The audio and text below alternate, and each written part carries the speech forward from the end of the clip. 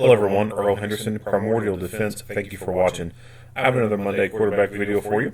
This video does not have an officer-involved shooting in it. It is basically just a news release about an incident where a 2-year-old got a hold of a gun and shot their father in the back and killed him.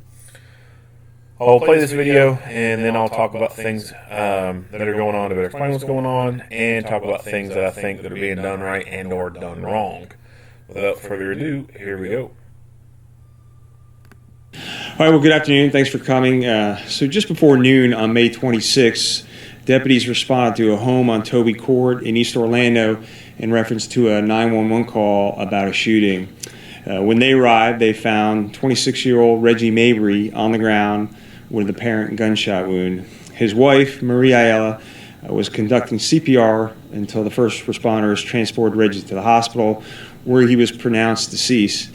3 children, ages 5, 2, and 5 months old, were in the home but were not injured, thankfully. Our homicide detectives responded to the scene, and it was initially thought, based on the evidence, that this could be a suicide, but we investigate all deaths.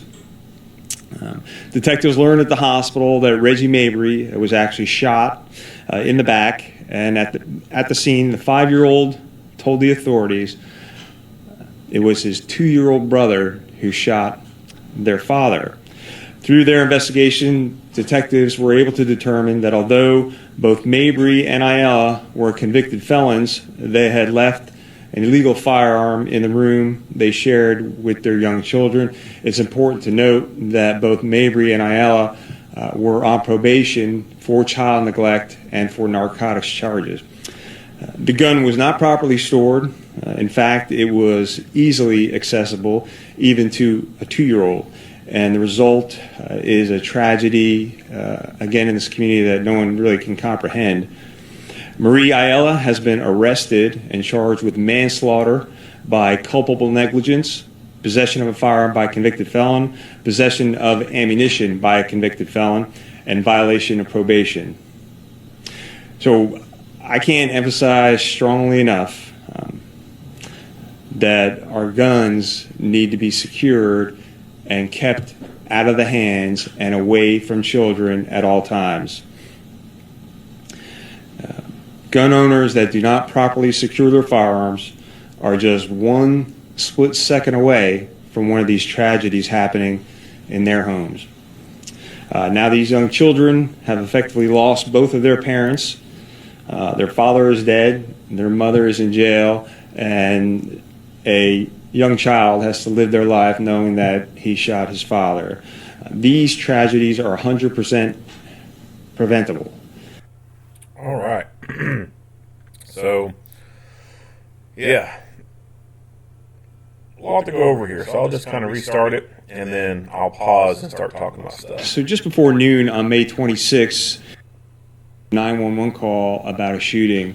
When they arrived, they found 26-year-old Reggie Mabry on the ground with an apparent gunshot wound. His wife, Marie Ayala, was conducting CPR until the first responders transported Reggie to the hospital. So, her having narcotics charges and the child neglect stuff, that's all I know about them from the criminal standpoint. Now, typically people who are involved in shit like that, they don't really know how to do CPR and first aid.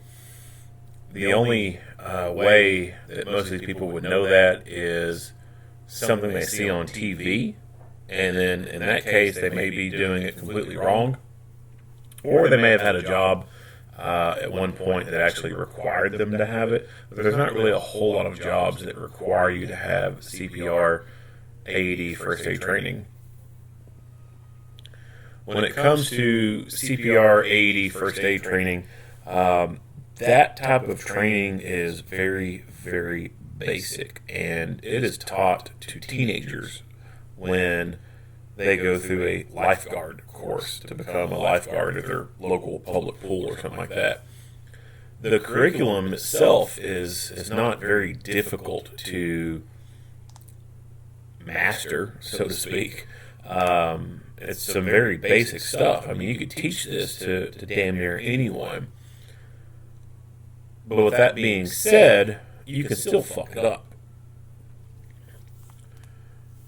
You can do things improperly where they're not efficient, or it's just not doing any good for the person at all. So, for example, head tilt chin lift. So to be able to get a good airway, do a head tilt chin lift and blow in to the mouth, and air goes down, and you should see the chest rise. If you don't do a proper head tilt chin lift, that could cause the airway not to be fully open, and you're not getting a good amount of air to actually go into the lungs itself.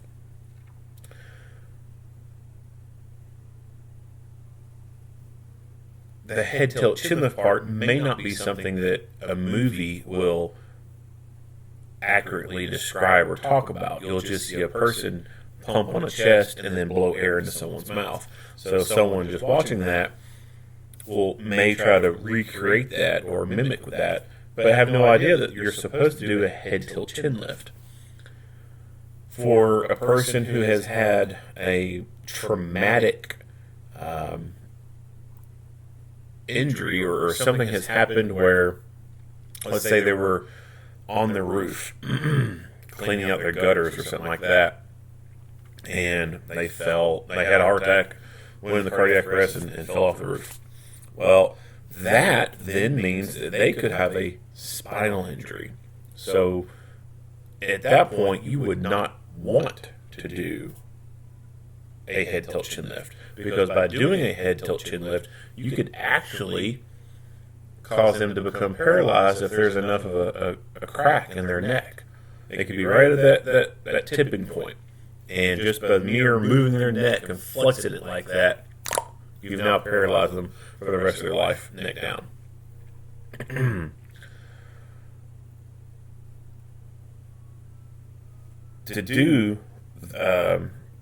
To be able to get air in through that way, if you got that kind of scenario, you have to do what's called a modified jaw thrust. And there's no way I can verbally describe how to do the modified jaw thrust. It's just something that you have to see visually. So I would recommend doing a quick search on modified jaw thrust.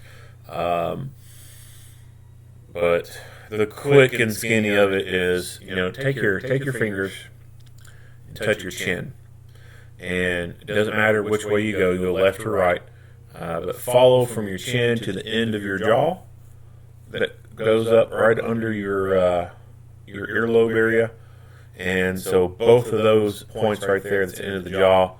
Now, you can't do this when you're conscious. It just hurts and it's awkward. But for an unconscious person, you would just take those points right there and vertically push upwards to make the jaw.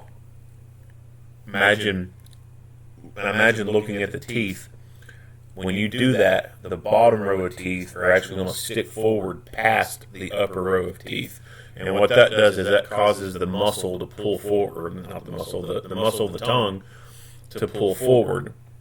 That way, the tongue is not occluding the airway in the back. Now, it's a wives' tale that you can swallow your tongue. That's not true. You can't swallow your tongue, but your tongue can, when it's relaxed, kind of roll like a damn rock or a tire or something, but it can kind of,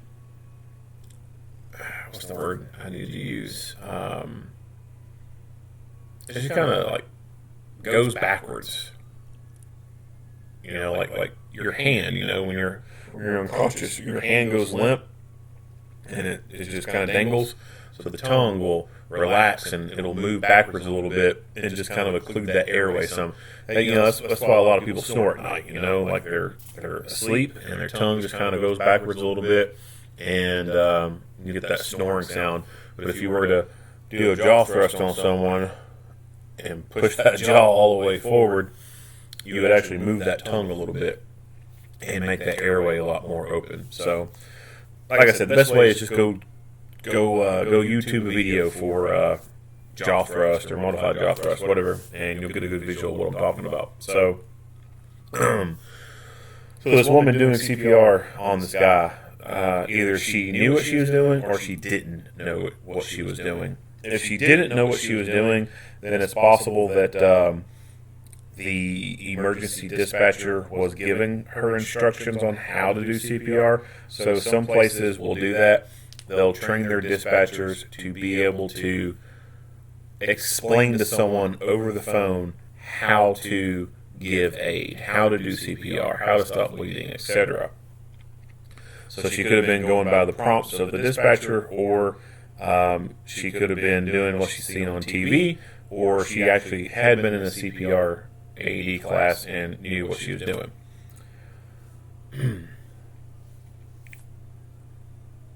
When it comes to accidents in general, accidents are a very high leading cause of death here in the U.S.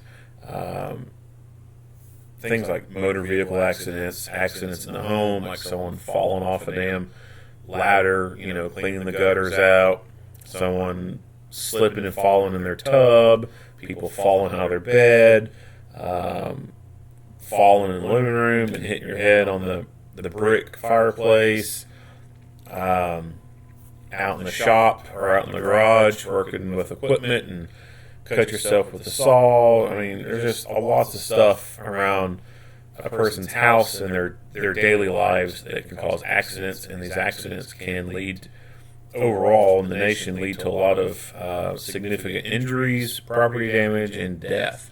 So when you think about your self-protection training, it needs to be more than just having a gun and training how to use that gun. The odds of you having to use a gun to save your life are extremely small in comparison to having to use some type of pre-hospital treatment to save yourself. You think about your time driving. However many years you've been driving, whether you've just now started driving or you've been driving for 20 years, doesn't matter. Out of how long you've been driving, ask yourself how many times have you had to pull a gun on someone versus how many times have you come across a car accident. I can guarantee you that you've come across more car accidents than you have incidents where you've had to pull your gun on someone. So that alone tells you that your medical training should exist. Like, you should have medical training. If you carry a gun, but you don't have any medical training whatsoever, you're wrong. You're dead wrong. You need to change that. If you're going to carry a gun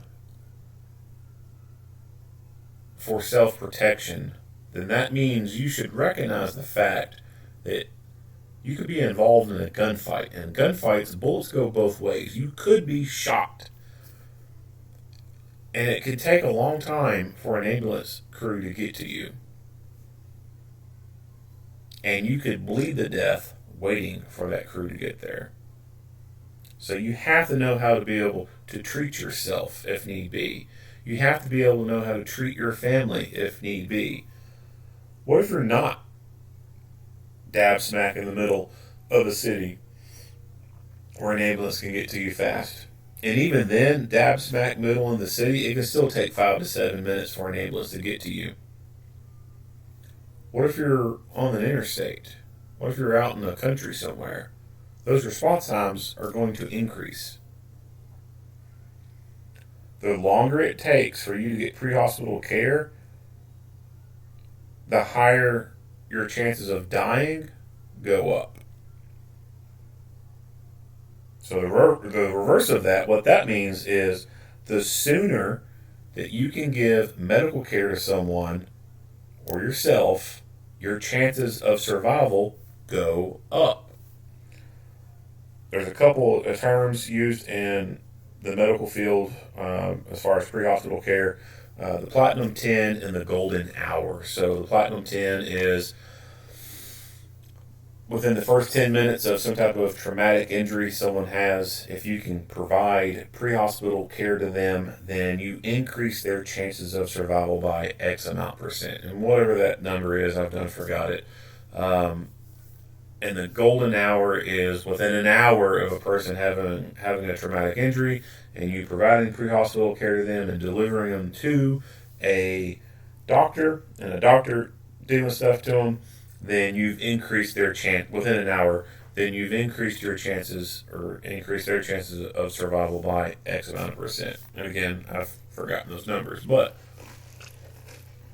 the basic of it is the quicker you can provide care, the higher chance you have of that person surviving.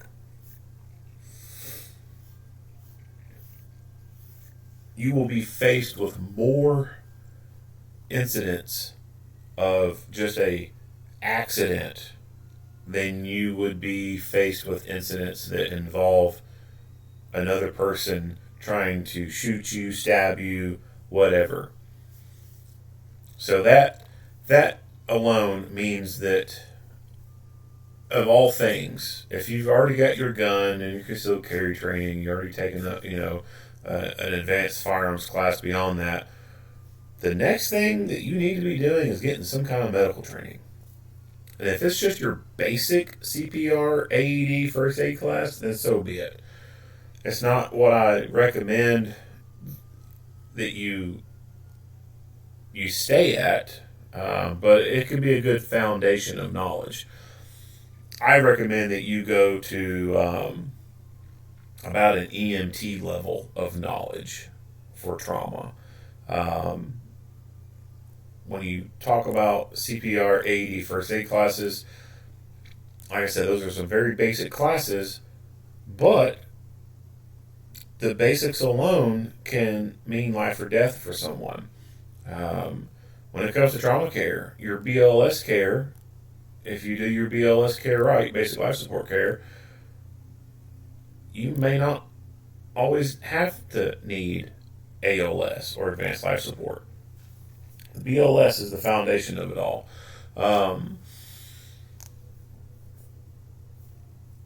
I will word some caution with CPR, AED, first aid classes.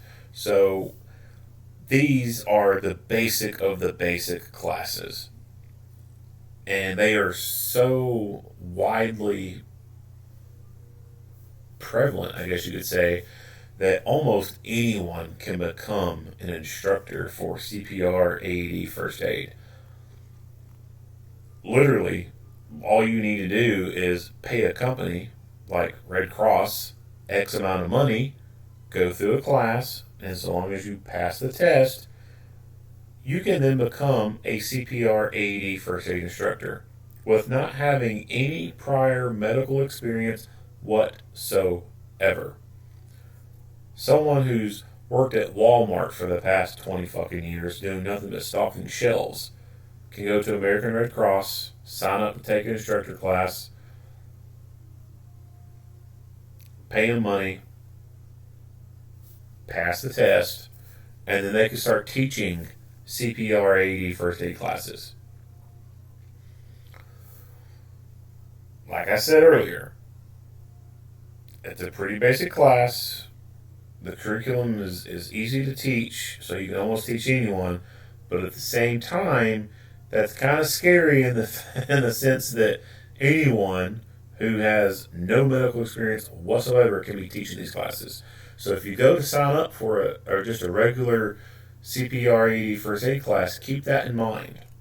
The person who's teaching that class may not have any prior medical experience whatsoever, and they may not be able to clearly explain things, or they may not be able to very, very accurately define certain things and just give you a good level of knowledge based on whatever you're talking about. There's a lot of instructors who will read verbatim from the slide, and if it's not on that slide, they don't know what else to say. They really don't. Like, you could ask them something like, "Oh, what xiphoid process? What is that?" And there's some people, if it's not on that fucking slide, they ain't got a damn thing to say because they don't know. That's all they know how to do is read from the slide. So choose, and it's hard to know, who's who with these classes, but when you do take those kind of classes, if you can do some vetting, try to do some vetting. If not, then at least you're getting a manual when you go through that class. So take the class, even if the instructor can't answer simple questions or is the read only the slide kind of person and can't really expound upon a whole lot, then still pay attention to the slides, pay attention to the video segments, and really study the manual. And then go from there. If you can go to a commercial firearms training school or a commercial school that teaches some level of tactical combat casualty care, then I would recommend doing that. Go through a class that will teach you how to deal with traumatic injuries. The CPR AD first aid class, the first aid part of it is very watered down first aid stuff. It talks about heat exposure, frostbite, bee stings, poisoning, and then it'll go into trauma. Sprained ankles, broken legs, if someone has a cut, put a bandage on it.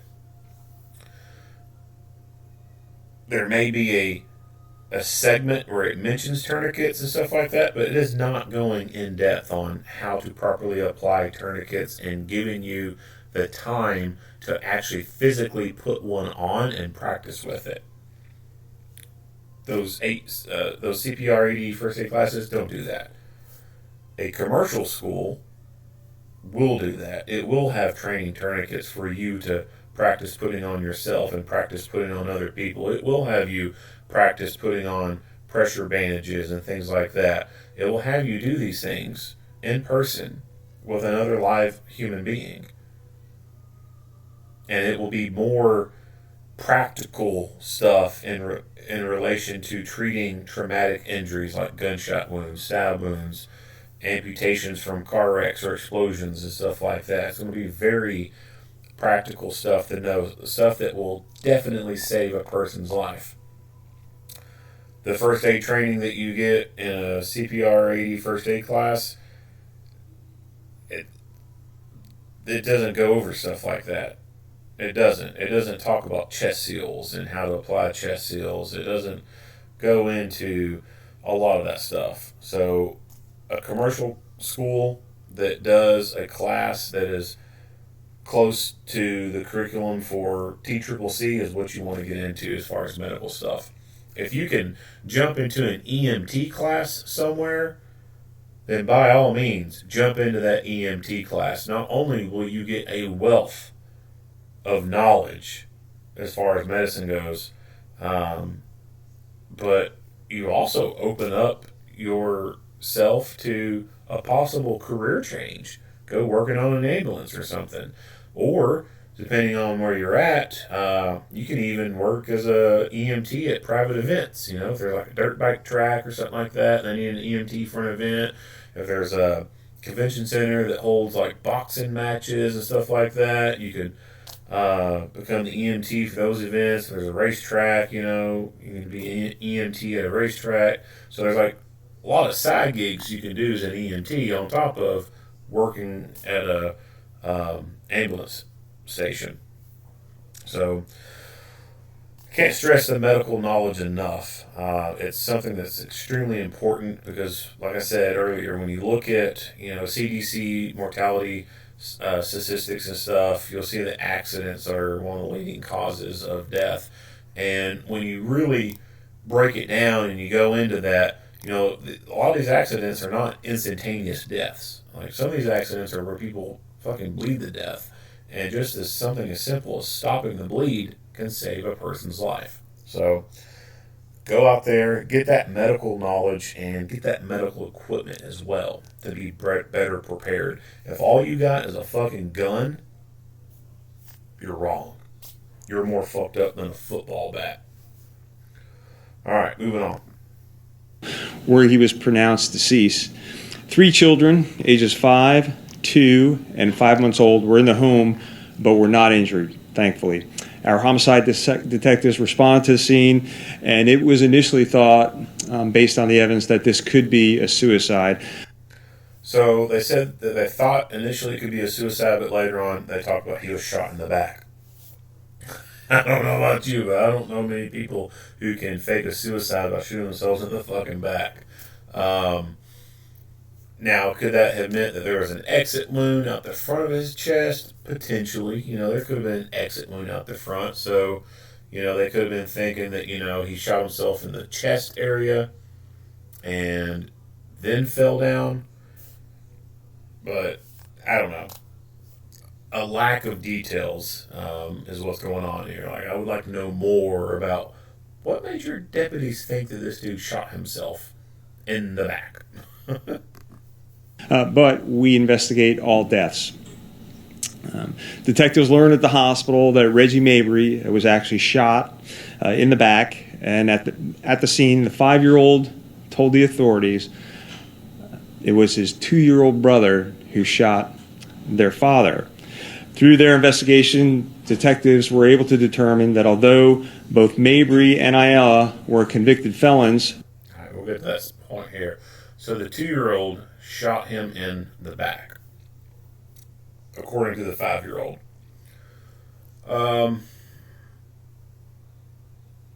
The only good thing about it being the 2-year-old is there's a possibility that the 2-year-old will never be able to remember it.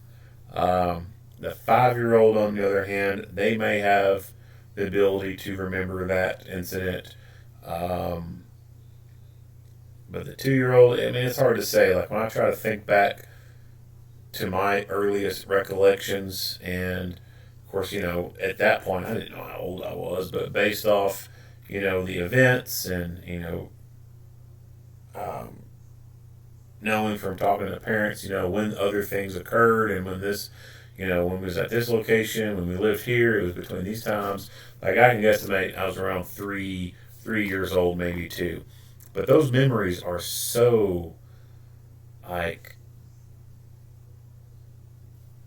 so tiny. I don't remember things in any good detail, just the visuals of things, just little tidbits of visual data in my head that I could remember. I can't remember a whole day of stuff or anything. It's little tiny little snippets of things here and there.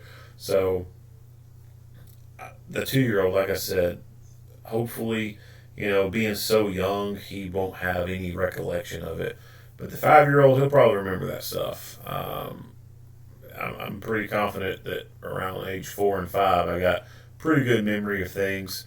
And I would think that something like that would be something that he would remember pretty well. But the 2-year-old, hopefully he don't get to remember any of it. The 5-month-old, obviously the 5-month-old ain't remembering shit.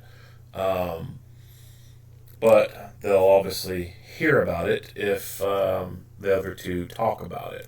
So the 5-year-old will never have any recollection visually or auditory of anything. They'll just have to go by what other people have said. They had left an illegal firearm in the room they shared with their young children. They had determined that although both Mabry and Ayala were convicted felons, they had left an illegal firearm in the room they shared with their young children. Felons with an illegal firearm. So I'm not sure what it is that makes the firearm illegal. It could be that just them being felons, they're not supposed to be in possession of it, so he's calling it an illegal weapon. Or, it could have been something else. It could have been like a modified Glock or something. Or a weapon like AR pistol with a pistol grip, forward assist pistol grip on it, making it illegal without a SBR tax stamp or AOW tax stamp, whatever. So I don't know what he means by illegal gun. But the two people with felons or felonies on their background, how they get the gun? They're felons. They can't go to a gun store and buy the damn thing. So that right there kind of goes into gun laws and laws that are made that only affect law-abiding citizens, etc. Now, I do think it's a good idea to have certain laws in place that say, hey, here is a list of certain types of convicted criminals who should not have the ability to go to a gun store and buy a gun. I agree with that. And I agree that there are certain types of criminals who should not be allowed to possess guns. And they should get in trouble if they are found to be possessing those guns. I agree with that. I think that's good. We obviously don't need violent street criminals going into a gun store and being able to legally buy any gun they want. We don't need that because they've already established that they're violent little shitheads and they have no regard for life. So I'm good with that. But trying to say that certain guns should not be allowed, well, that's fucking dumb. AR-15. The left wants to ban the AR-15, make it hard for people to own because it's a weapon of war. The fucking internet that you're on right now watching this video is a weapon of war. The internet was invented for war. It wasn't the internet was here and then we found out, oh hey, we could use this for warfare. No, it was specifically made for war.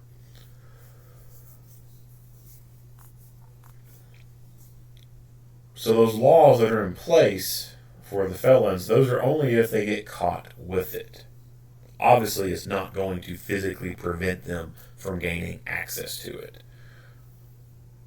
Just the same as drug laws do not prevent people from actually obtaining cocaine or meth. Those laws are just there to punish them when they are caught for it. Same with speeding, same with murder. Those laws are there for when you get caught doing it. It doesn't actually prevent you from doing anything. So when it comes to laws that are crafted in a way like banning certain rifles, the only people that affects are the people who are abiding by the law. The criminals are still going to get their hands on those things. But that's the part that the left doesn't understand. They think if you can ban a gun, then no one's going to get it, and nothing's going to happen.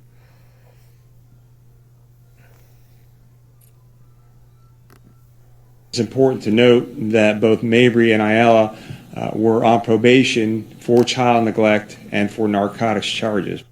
On probation for child neglect and narcotic charges. So they're on probation for child neglect. And yet the children are still with them. Oh, man. This happens way too many times. So most courts will try to keep families together. It's like they don't believe in separating families. They want to keep the families together. But there comes a time when I think it is totally necessary to separate the family. Separate the small kids from the family because the family is a detriment to the kids. Obviously, in this case, that's a no-brainer. Like, these kids don't need to be under the care of these two convicted felons who have also got child abuse charges and neglect charges out of it. But the states are so hesitant a lot of times to do anything about it. And it's not just the courts, but it's also your your health, your cabinet for health and family services, or your child services, or DCBS, like whatever acronym or phrase that the people who are in charge of investigating child abuse complaints and stuff like that, whatever name your area gives them, the problem a lot of times is with them. They have a lot of people who come working for them who are kind of weak-minded people, and who are also lazy people. People who said, hey, I'm going to get me a degree in this, and then I'll go get me a cushy little state job and only have to work a minimum amount of hours. I won't have to go work on a roof. I won't have to go work in a factory. I won't have to work in a warehouse. I won't have to do any manual labor. I'll get to sit at a desk all day and play on a computer. So there are people who will get degrees, and some states require that you have a degree in like sociology or something. Other states, they may not have any requirements at all that you have a degree in that. They just may say that you have a degree in something. So you could, have a bachelor's degree in finance, and you can go become a child abuse investigator, caseworker. You could have a degree in business management. You could have a degree in fucking 13th century French basket weaving, and you still go get a job as a caseworker for the Child Protective Services or your Cabinet for Health and Family Services, whatever your place calls it. So these people who are working in these positions, they just ain't got it in them to do anything. They don't want to hurt the little child. When really what the child needs is to be fucking removed from that shitty ass household. So you've got people who are basically not even doing their job correctly because they don't want to act on something. And then of those people, whenever they do have a household come under investigation, they have a caseload that is extremely high, and while they are trying to juggle 30 cases under their belt, they're having to go, case, and things fall through the cracks when you do that. They can't always make random visits. They make scheduled visits. Well, what happens when you make a scheduled visit? Of course, everyone's going to be on their fucking P's and Q's. Everyone's going to have all their I's dotted and all their T's crossed. So when they come up and show up and do these home visits, guess what? Everything is hunky-dory. They write off on it. It's all great. It's all good. And then, boom, they're one step closer to closing the file and being done with it. And I would not put it past some of these people to rely on making scheduled visits just for the sole purpose of someone having enough advance time to make their shit right, so that they don't have to keep this case open on them, so they can close it as quick as possible.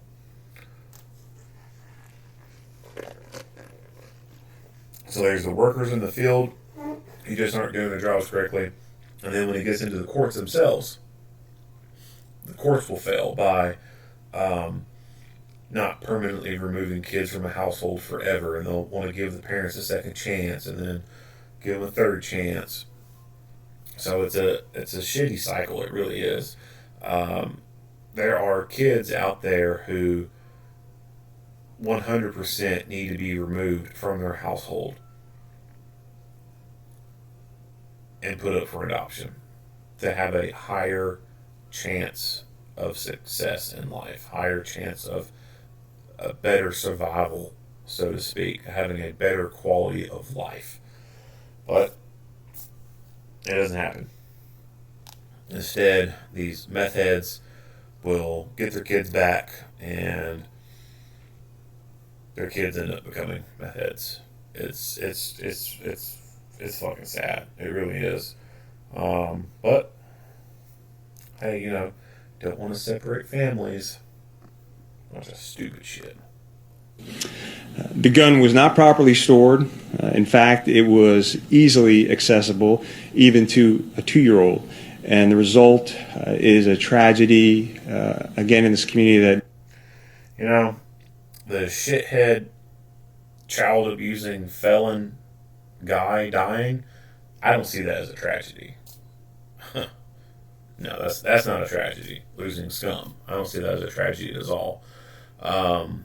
It's a tragedy if the kid, if that 2-year-old ends up remembering it. It's a tragedy to the 5-year-old for witnessing that shit and seeing it, and for the 2-year-old, assuming of course he can remember it. There's a good chance he may not remember any of it at all, but it's tragic for those two. But as far as the shithead dad, the child abusing felon dad dying, no, that's not a tragedy at all. That's fucking poetic justice, in my opinion. But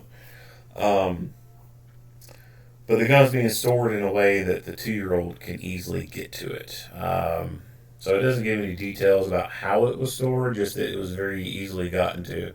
So it could have been under a couch cushion. It could have been in a coffee table drawer. Could have been sitting on top of a coffee table. Could have been tucked up under the couch. An end table could be sitting on it, under it. There could have been on the end table. There could have been like some clothes stacked up, and it could have been stuck in between the clothes. Whatever, like. However tall the 2-year-old is, like it could have been anywhere within that height level that a 2-year-old can reach. And I'll even go above that too. It could also be within the height area of whatever movable object that 2-year-old could have moved himself and then climbed onto to get to it. Lots of little kids will take a chair and move it around and stand on it to get the stuff. Cookie jars in the kitchen, cookie jars sitting on the counter up against the wall, and the little 2-year-old can't reach all the way up over top of the counter to the back of the wall to get it, but they can sure as shit go pull that chair from the kitchen table, push it up against the counter, climb up on it, and then reach that jar of cookies. So I don't know the exact details of it, obviously, but it was somewhere where the 2-year-old could get a hold of it. So when we talk about safe storage of firearms, the safest place for a firearm to be is on you. That is the safest place for you and everyone else, is for it to be on you in a holster.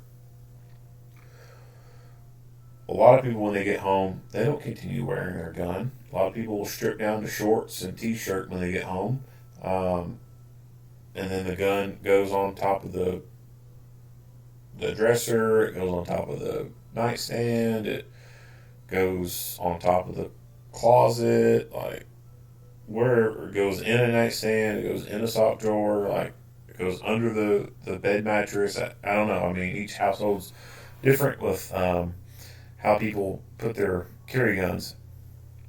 Some may take it and it immediately goes into a safe.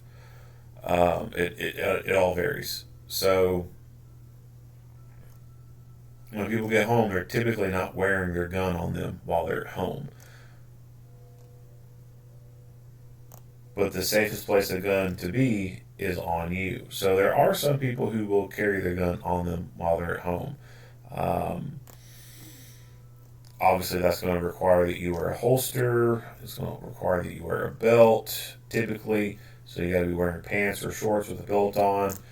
Some people just don't find comfort in that. There are other ways. There's a product called the Enigma holster. I think that's a pretty good option. It's like a body belt, I guess you could say. It's a belt that you can wear around your skin, your waist. You don't have to have pants on. And so you would be wearing it under your pants or under your shorts. And that's a good way to have a holstered gun on you. An elastic belly band type of device would be another way to be able to carry that gun on you. And you still be able to wear your gym shorts and your t-shirt or your pajama pants or whatever. Still be comfortable in the house, but still be armed. Not many people are going to take that option. A lot of people When they get home, they feel safe, and so they think that they're untouchable while they're in their house, and so their gun will be placed in a way that it's harder for them to get to. Each household is going to be different in terms of children being there or not being there. If you don't have any kids in the house, then how you store your guns is going to be different than the household that has little toddlers running around.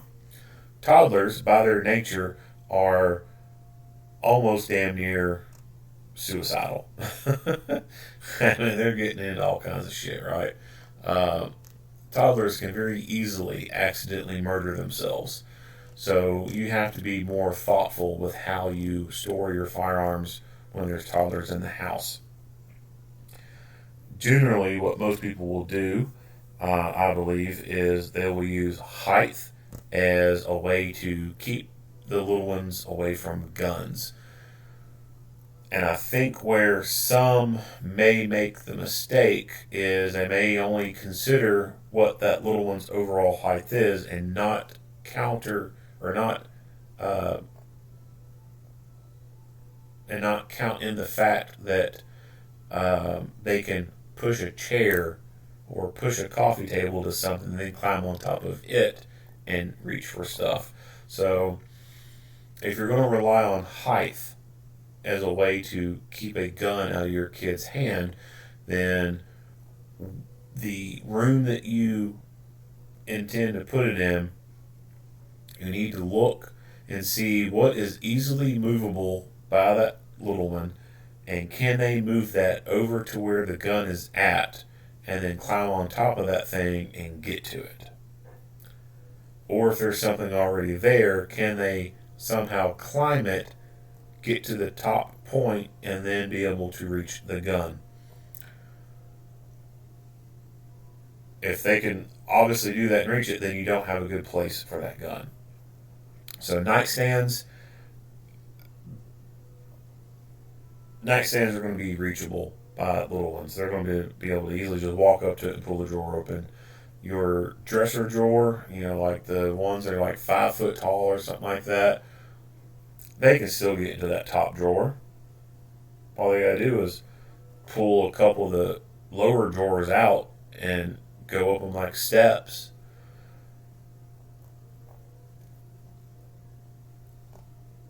Some people will put them in the closet. They'll put them on that top shelf in the closet. If there is nothing in that room that they could easily move to that closet door and then climb up it to get to that top shelf, that could be a good option. But who says that it'll be anything in that room? They can go to the kitchen and grab a chair and take it in there and climb up to try and get to the top of that shelf to see what it is that, you do up there. If they happen to notice you putting stuff up there, reaching up there, whatever. Because they're very exploratory. So, if you have a shelf on the wall that is pretty tall, then that could be an option. Assuming, of course, like I said, there's nothing within the environment that can push over to it and climb on top of and then be able to reach it. So, height is not always the best way to keep a gun out of a kid's hand. A safe is the best way to keep a gun out of a kid's hands. Now, when it comes to safes, that, of course, in turn causes you to be slower in accessing that gun, depending on the safe. So if you were used to keeping your gun on top of your drawer, your dresser drawer, or top of your nightstand, that's a happy place for you to be able to keep it. You can very easily grab it and get it into the fight, right? The only thing impeding you is the holster that it's sitting in. That's it. All you got to do is take it out of the holster, just like you would if you was wearing the damn thing. Take the gun out of the holster.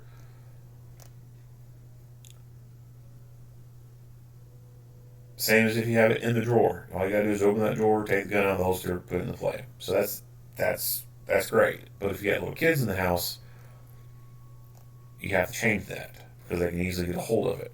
So, what's your options? Put it on a very tall shelf. If you even have a very tall shelf in your bedroom, that can still make it easy to get to, but now you have to physically get yourself out of bed and go over to that shelf. Or if it's in your closet, you have to physically get out of bed and go over to that closet and reach on that top shelf to grab it. That adds a few extra seconds, but it's not the, end of the world, a few seconds. A safe, well, it depends on the safe you got. So if you got a big safe that has a combination dial on it, well, that's going to take a little bit. And especially trying to do that under stress is not very likely. So I would not recommend a safe that has a combination dial on it. It would need a keypad entry. You can type in the code and then get it out. A lot of your nightstand style safes are pretty simple to open. You got the fingerprint readers. You put your fingerprint on there and it clicks right open. There's some that have the shape of a hand on top, and you just put your fingers in those grooves, and to press down your index and middle finger, and press those two down, and press this one, and then that unlocks the thing. Those can be good options to be able to keep the gun in and keep a little exploring hand from getting the gun out of it. But of course, that adds time to you having to get it. With that adding time part being said, when you look at home invasions and stuff like that, some of them can occur very rapidly, especially if it's where someone just comes to the door and just straight fucking kicks it in. They kick it in and they start rushing into the room or rushing into the house. Unless you live in a box,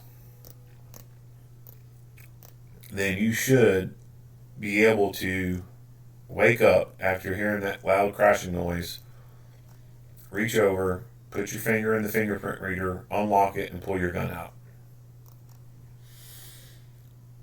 To add extra time for you, you can keep your bedroom door locked. Ideally, you should be keeping your bedroom door closed anyway at night to help reduce the spread of fire and reduce smoke coming into the room quickly and overpowering you. So if the bedroom door should be closed anyway, then go ahead and lock it. That, of course, if someone even knew the layout of your house and they smashed the door and they came running straight to your room, they're going to come across a locked door. Again, it's not that hard to kick a door open, so they're going to, probably easily kick that one open. But from the time them coming in from the front door to get into your room, if they even specifically know which room you're in, you should still have enough time to be able to disengage that lock and get the gun out. Any other ways of securing your fighting gun, I don't think would be very viable, like taking the magazine all the way out, locking the slide and running a cable lock into it. That's not a viable option, in my opinion, for your fighting gun. That's fucking suicide at that point. Adding a trigger lock to it, again, that's suicide because it's going to add way too much time. The best alternative, or the best option, I think, is one of those small nightstand style safes that has like a fingerprint scanner on it, or it has little buttons you can push to unlock it.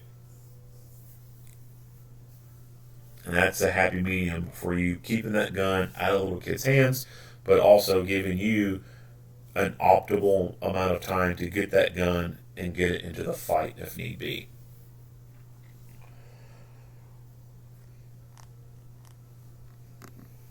No one really can comprehend.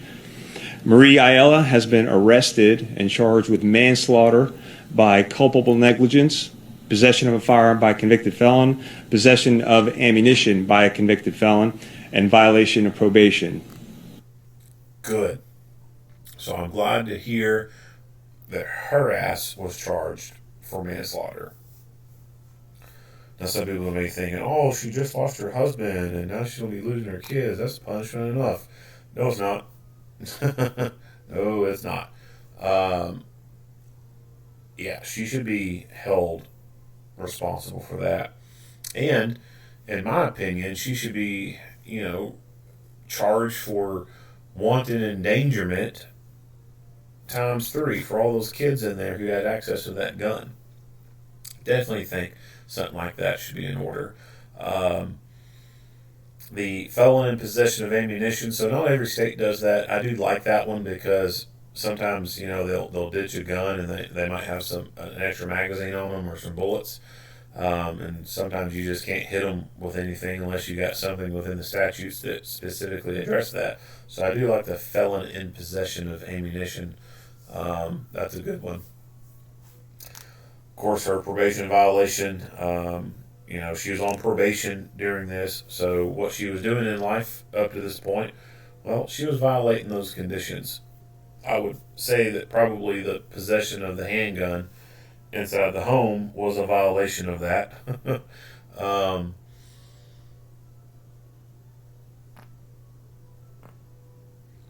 and having it in there in the way it was with those kids around it and being able to easily access it. So I can't emphasize strongly enough that our guns need to be secured and kept out of the hands and away from children at all times. Yeah, I have to agree with that. I mean, you just can't stress that enough. Sensible storage of guns. So this is something else I've talked about in other videos. Overall, when it comes to gun control laws, I'm not a big fan of a lot of them because they originate from the left, and the left just thinks of stupid shit. And what they think of and what I'm trying to pass doesn't, when you think about it, isn't really going to solve anything. One sensible gun control law, I don't know if you even could call it gun control, but one sensible gun law that I could think of that would be very beneficial to society is a safe storage law. And my idea behind this is if you don't have your gun on you or within arm's reach of you to where you are exerting control over that gun, then it needs to be made inaccessible and or inoperable to unauthorized people. So what that would mean is if you leave your gun at home and it's not in a safe and it doesn't have a trigger lock on it or a cable lock, if it's just sitting there, anyone can grab it and make it work, then you should be held responsible for that. You should get in trouble for that because that is negligent. Now, of course, people say, well, the people shouldn't be burning the house and stealing stuff. That's not fair. Yeah, I agree. People shouldn't be breaking into your house, but they fucking do it, right? And when you leave something that is capable of easily killing someone, then you're being negligent when you leave that thing laying out. When you leave it, even if you put it in a sock drawer or put it in a nightstand, you're still leaving it easily accessible to someone. And that's wrong. And that's also that, and keeping guns in the car, leaving the guns in the car, are the way that these guns are ending up in criminals' hands. Felons can't go to a gun store and buy a damn gun, so where are they getting them?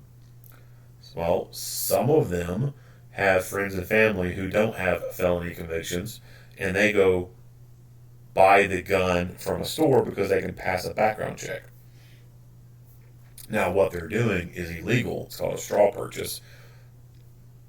But because their friends and family can pass a background check, they can go do that and then give it to them or sell it to them. That act alone is illegal. Or they could, depending on the state, be able to meet someone who has listed it for sale and then buy it from them privately. I don't necessarily see that as being the highest likely thing occurring. Like, I don't see, 17-year-old Daquan from the projects going to meet Bubba, who is from the country and owns an AR-15, and buying that from Bubba. Like, I don't see that happening. The majority of where these guns come from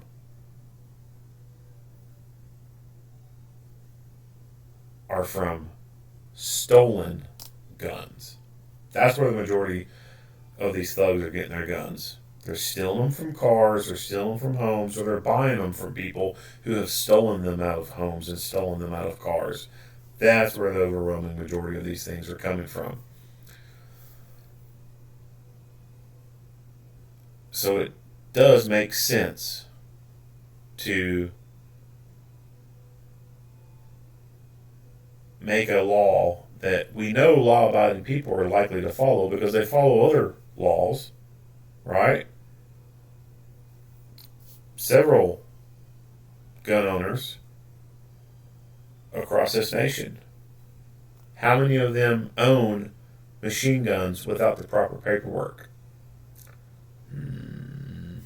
Well, I mean, that's impossible to say, but I'd say not a lot. Probably less than 100. If I had to take a guess, there's probably less than 100 people in this nation who are law-abiding members of society. They own guns and stuff like that, and own an actual unregistered machine gun. Like I said, it's impossible to say. So I could be. I'm really pulling that number out of my ass. It could be higher than that, but just knowing gun people, a lot of FUDs within the gun community. Someone having something like an M2 belt-fed machine gun and it being unlicensed, like that, just there's not going to be that many people out there who have those things. So when you think about the nature of the law-abiding people, if you were to make a law like that, guess who's going to follow it? The law-abiding people. The law-abiding people who these thieves fucking steal from. So we can make a law that the law-abiding people will follow.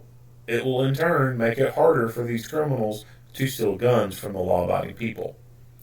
Unfortunately, for whatever reason, law-abiding gun owners, they don't think in common sense a lot. And you have a lot of people who will leave their fucking gun in the center console of their car. Most center consoles do not lock, but they'll leave their gun in it and walk away from the car and go to work. Walk away from it and go to church. Walk away from it, go to the mall. Walk away from it, go to school.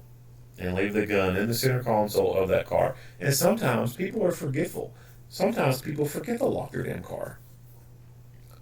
And then you got little assholes who do what's called car hopping, and they'll run along, try all the door handles they can. Boom, one's open. They get in there and they start rummaging through stuff, get what they can get their hands on, and bounce. There's been a shit ton of people who left the gun in their center console, their car gun, and then they forgot to lock their damn doors. And then someone came along, opportunity, get inside the car, and they take everything and the gun. Probably happens every week.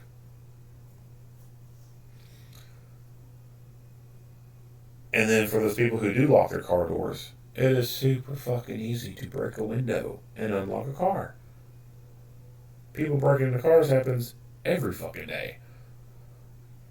And once they break that window, guess what? They can open that door. And then what happens when they open the door? They can just open the middle console and take the damn gun. Or if you got it tucked up under the seat, they can take the damn gun. If you've got it in your glove box, but it's not locked, guess what? They can take the damn gun. That is negligent. Negligent. Law-abiding people, law-abiding gun owners, are the ones who are going to cause their own rights to be taken away with their irresponsibleness. Like I said, these fucking thugs with these felonies, they're not going to gun shops and buying these guns. They're just not doing it. They're either having friends and families go to these gun stores and buy them because they don't have convictions yet, or they're stealing them, or they're buying them from people who've stolen them. That's the overwhelming majority of them. This gun show loophole bullshit. Like I've been to a lot of gun shows. You know how many little fucking street thugs I've seen in a gun show? Fucking zero. Zero. Now that's just, me going to ones in my area. I mean, I don't know about other parts of the nation, but even one down to the around Nashville that I've been to. No little street thugs in there. So this notion that there's a gun show loophole. Well, first of all, if you are going to a gun show to sell a bunch of guns, that's called making a business of selling guns, and you have to have a fucking FFL for that. And ATF goes to these damn things, and they will check licenses and permits, and if you don't have a license to sell a bunch of guns, your ass is getting locked up. You're operating as a gun store, as a gun business, you have to have an FFL. They will gank your ass in a hot minute. So from that, and a lot of anti-gun people think that there's these people who go set up booths and they sell all kinds of guns and they don't have to be a gun dealer or something like that or do background checks. No, that's not the case. Everyone who has a booth at a gun store and is selling fucking guns as a source of income, as a source of living, has to have an FFL. They have to do background checks as part of being an FFL dealer. Now, you may have one random person or multiple random people who come to this show, and one person may have a rifle slung on their back with a for sale sign on it, and that person may be able to meet another person who likes that rifle and says, hey, I want to pay you that price for it, and then they exchange hands for it. But like I said, little Daquan from the hood is not meeting Bubba at the gun show and buying his AR-15 from him. Like that's that's just not happening. These guns they got are coming from friends and family who can go buy the damn things legally, or they're stolen. So the best way to prevent the thugs from getting the guns is A, you wear the damn thing. And if you're not going to wear the damn thing, then lock the damn thing up. These smash and grab criminals, they don't want to stick around playing crack safer.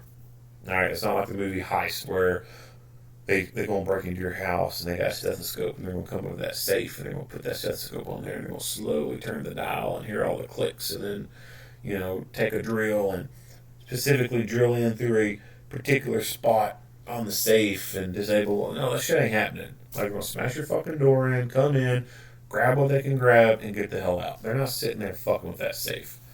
If they can grab the safe and take off with it, they're going to do that. And then they'll take the time to try and get into it wherever they take that safe to.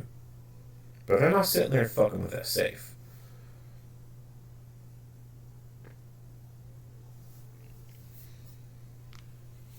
If you don't want your gun rights being trampled upon anymore, lock your damn gun up if it's not on you. when you look at these statistics for gun violence that the anti-gun crowd loves throwing out there, the majority of those gun deaths come from street crimes. And the majority of those, I won't say the majority, a good number of those come from stolen guns. Every time you leave your gun unsecured and you're away from it for a long period of time, you are increasing the chances of that gun being stolen and used in a crime, and thus increasing the weight and the ammo that the anti-gun crowd can use to take your fucking rights away from you. Time of recording for this video is June 28, 2022. There are heavy talks of gun control. Gun control legislation was brought up and was voted on. Yes, the Supreme Court said that New York's bullshit was unconstitutional, so that's a win right there for Second Amendment rights. But then, boom, we got one being voted on and passing. It's not good. It's not good at all. Like, if you read the fucking language of that damn thing, it sucks. The only people it's going to hurt is law-abiding people. The criminals aren't going to fucking follow that shit. They don't give a shit about that.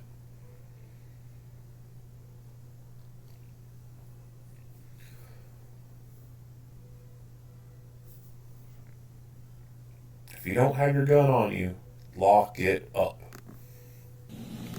Because if not, we're all going to fucking lose them. It's just a matter of time. And in fact, if our country manages to survive for another 50 years, then my guess, my prediction is that 50 years from now, we won't have a Second Amendment. It's inevitable. It really is. Even if all the gun owners start doing things right, locking all the guns up, and we make it extremely hard for criminals to get a hold of them, blah, blah, blah. It's just inevitable by the nature of the softness that our society breeds, that it will eventually just get to the point where it will be legislated out. Like, the Second Amendment will be repealed. I think it's inevitable. Doesn't matter what we can do, how safe we can be. It's just, when you have soft people like that, a bunch of soy boys being in charge, that type of progression, it's just going to get to the point where it's going to be legislated out. So it's not a matter of stopping the rights from being taken away. It's just a matter of prolonging it, really. And for us alive right now, yeah, that's good for us, prolonging it as much as possible. But for our children and our children's children, I don't know what they're going to do, because, like I said, I really foresee in the next 50 years the Second Amendment will not exist. Just by the sheer fact that we got a bunch of pussies for men in this country who go for elected offices.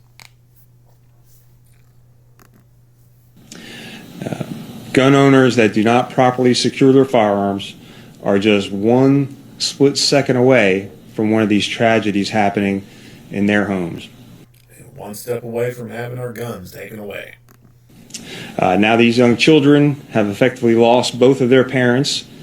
Their father is dead, their mother is in jail, and a young child has to live their life knowing that he shot his father. These tragedies are 100% preventable. All right, that's it. If you like what you hear and see, go ahead and give me a like and a share. If you have not already, hit the subscribe button and stay tuned for more videos. Earl Henderson, Primordial Defense. Thank you for watching.